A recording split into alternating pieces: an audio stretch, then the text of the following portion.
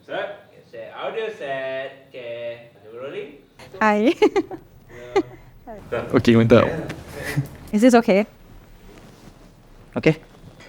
Hai, saya Afiq. I'm Wani. Nama saya Muhammad Nazmi bin Nazim.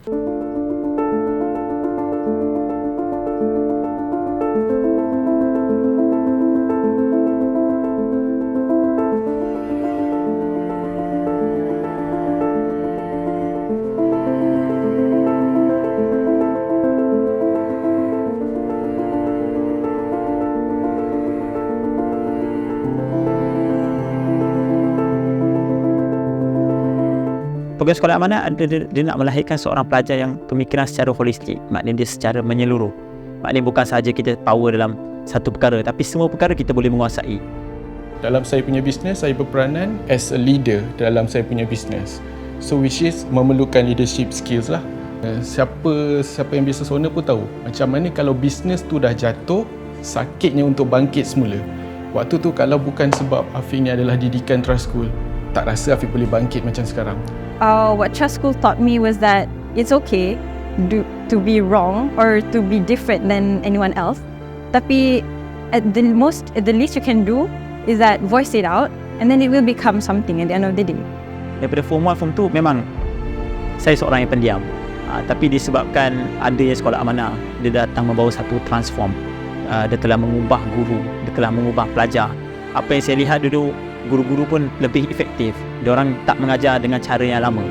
Tak semua orang dapat chance untuk show dia orang punya potential, untuk tunjukkan dia orang punya bakat. But what if everyone got the chances untuk excel in what they do? I felt like I was heard, that I was important, that everyone actually had a role to play in that classroom. It wasn't just the teachers, telling us to do things and we're doing it because kita nak get good grades on our SPM. Tapi at the end of the day, it was just like what we wanted everyone else to hear. We had a voice lah in the classroom. You dapat benda yang orang lain tak pernah dapat, tak pernah rasa pun. Itulah chance yang paling besar you boleh dapat as a trust school student. I could learn from anyone, from anywhere. I could learn from anything.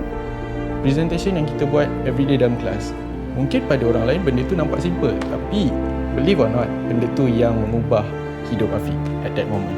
Satu anjakan yang memberi kesan kepada kita sebagai pelajar dan sebagai seorang yang bekerja sekarang ni, apabila kita membawa kes dan sebagainya, kita memerlukan critical thinking tersebut. Jadi saya rasa itu amat memberi kesan lah dari segi pembelajaran, kesan dalam kehidupan dan sebagainya lah. So trust school really helped me in building my confidence in speaking out loud what I wanted to say, to not be afraid of my ideas, no matter how weird they were, and to learn from one another, from the teachers, from your students. Saya rasa bila semua sekolah dia ambil sebagai sekolah amanah dan dimasukkan sebagai program sekolah amanah, saya rasa akan memberi kesan yang besar kepada pendidikan dan juga masa depan negara. Itu yang penting. Guru-guru yang membantu saya, kebanyakan yang mentor saya, Ustazah Fatihah dan sebagainya, yang guru-guru lain, saya lihat semua amat membantu dalam kemenjadian seorang murid. Tanpa Sekolah Menengah Agama Malaysian dan tanpa program sekolah amanah ini, saya rasa saya tidak menjadi siapa-siapa hari ini. Tapi disebabkan Sekolah Amanah dan juga Sekolah Menengah Agama Malaysia menjadi asbab saya menjadi seseorang hari ini. Terima kasih. Rasa bahagian yang sangat tak terhingga because you guys are the reason saya berdiri di tempat saya sekarang. And tak lupa juga saya punya mama, Cikgu Zaidah, someone yang, can you imagine that, student boleh panggil cikgu dia mama.